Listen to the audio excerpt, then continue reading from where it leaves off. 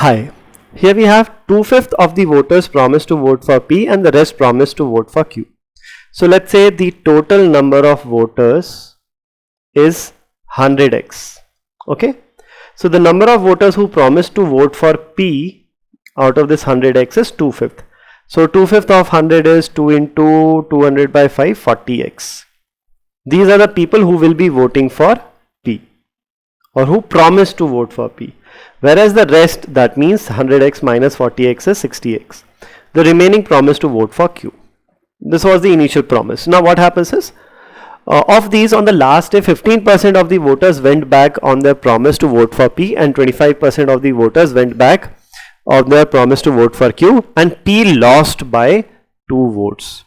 Okay, so 15% of these went back on their promise to vote for P. So 15% of them voted for Q and 25% of these went back on their promise, so they voted for P instead of Q, right? So 15% of 40x is 6x. So 6x came over here and 25% of 60x is 15x came over here, right?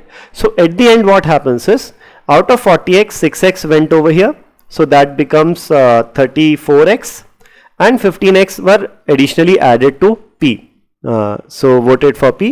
So 34 plus 15 is 49x. So total 49x people voted for P. For Q, the remaining people must have voted. So 100x minus 59x is 51x. These people voted for Q, which you can also calculate as 60x minus 15 is 45. 45x plus 6x is 51x. So these are the number of people who voted for P and Q.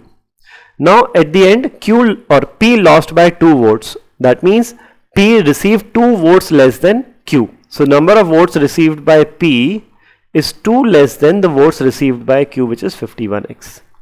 So 51x minus 49x is 2x, which is equal to 2. Hence the value of x comes out to be 1.